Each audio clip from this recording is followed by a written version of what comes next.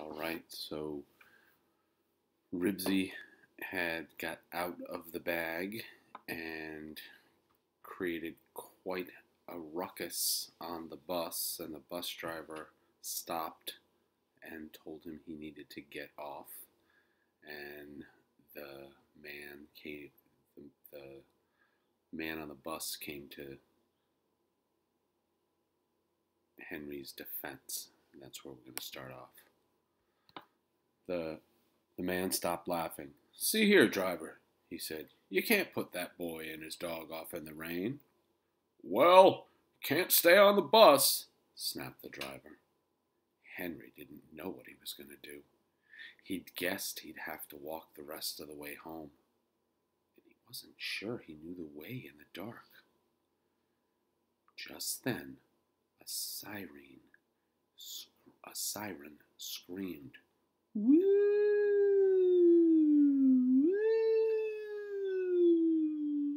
It grew louder and louder until it stopped right alongside the bus. A policeman appeared in the bus entrance. "Is there a boy called Henry Huggins on this bus?" he asked. "Oh boy, you're gonna get arrested for having a dog on the bus," gloated Scooter. "I bet you have to go to jail." "I'm him," said Henry in a very small voice. "I am he," corrected the lady with the apples, who used to be a schoolteacher and couldn't help but correct boys. "You'd better come along with us," said the policeman. "Oh, you're gonna get it," said Scooter. "Surely going to get it," corrected the apple lady. Henry and Ribsy followed the policeman off the bus and into the police car, where Henry and the dog had to sit in the back seat.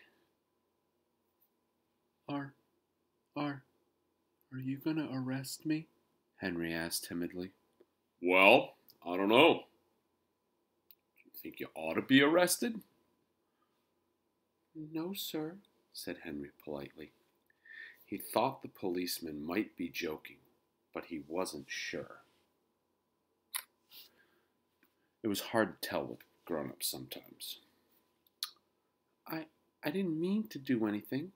I just had to get Ribsy home. My mom said I could keep him as my pet if I could bring him home on the bus." "What do you think?" the police officer asked his partner, who was driving the car. "Well, I think we might let him off this time," answered the driver. "His mom must be pretty worried about him if she called the cops, and I don't think she wants him to go to jail."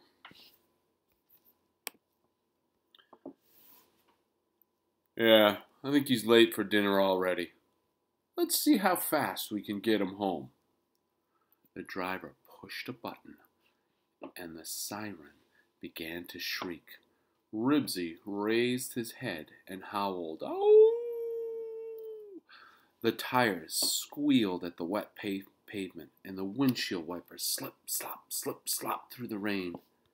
Henry began to enjoy himself, and here you can see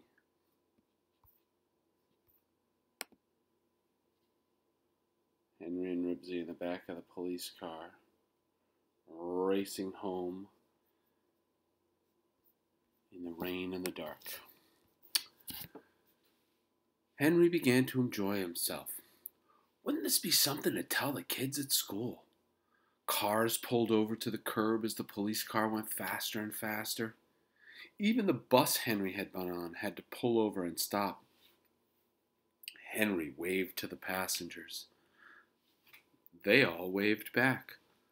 Up the hill the police car sped and around the corner until they came to Klickitat Street, and then to Henry's block, and then they pulled up right in front of his face. Henry's mom and dad were standing on the porch waiting for him. The neighbors were all looking out their windows. "Well," said his father, after the policeman had gone, It's about time you came home, son. So this is Ribsy. Heard about you, fellow. There's a big bone and a can of Feely's flea flakes waiting for you.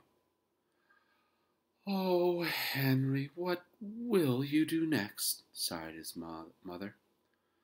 Golly, Mom, I didn't do anything. I just brought my dog home on the bus like you said. Ribsy sat down on the porch and began to scratch. And that is the end of chapter 1. I, however, am going to start chapter 2, which is called, let me get a picture here for you, Gallons of Guppies. Chapter 2.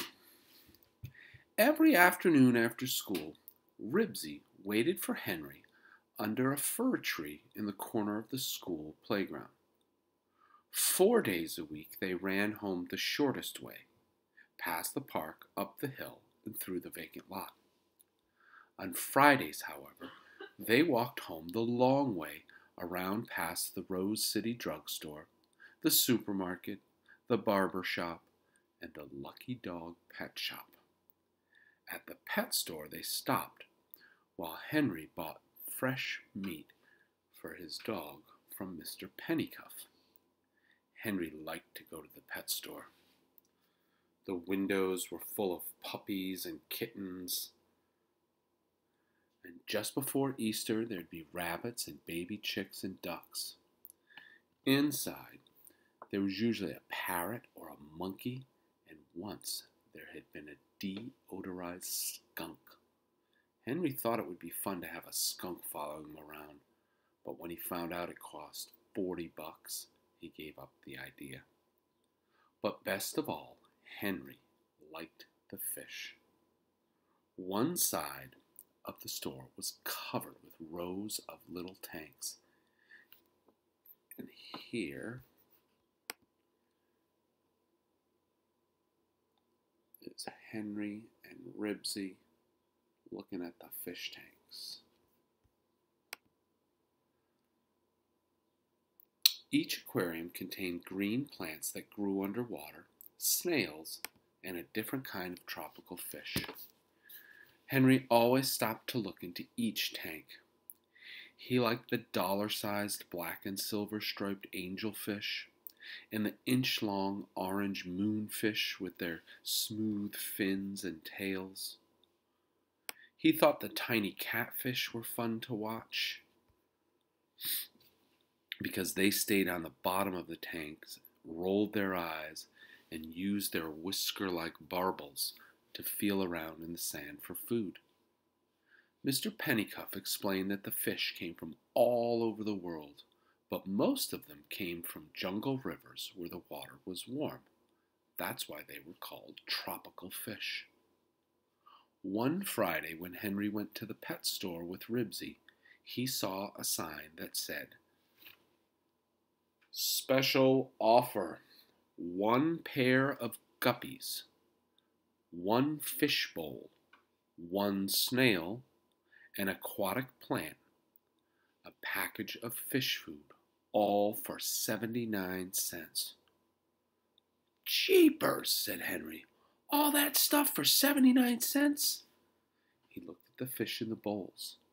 Each bowl held 1 plain silvery gray fish, about 2 inches long, and 1 smaller fish with all the colors of the rainbow.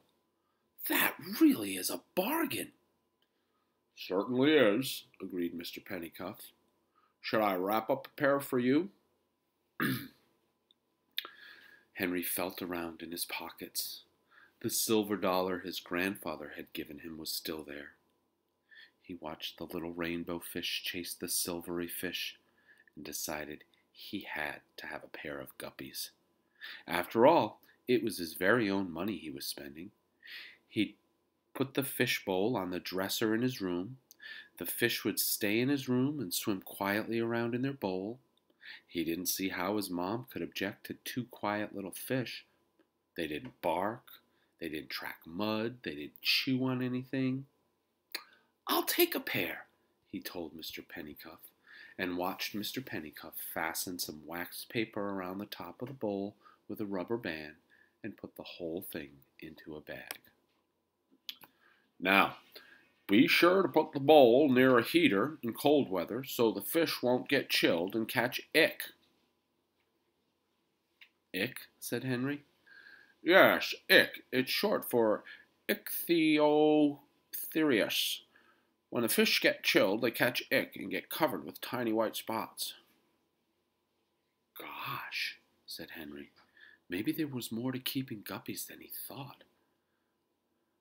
"Oh, don't worry," said Mr. Pennycuff. "They can stand water down to about 60 degrees. If it were that cold in the house, your mom and dad would probably turn the heat on."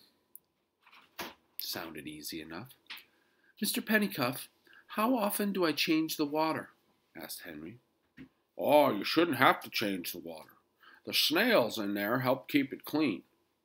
You got to give the fish just a tiny pinch of food once a day.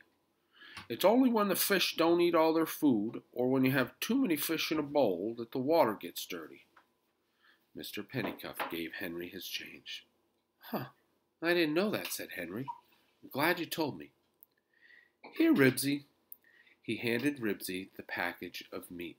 The dog took it in his mouth, and they walked out of the pet store. "You're going to have to carry the meat all the way home today. My hands are full with this fish bowl. And don't you try and stop and eat it before we get home. That's enough meat for a few days."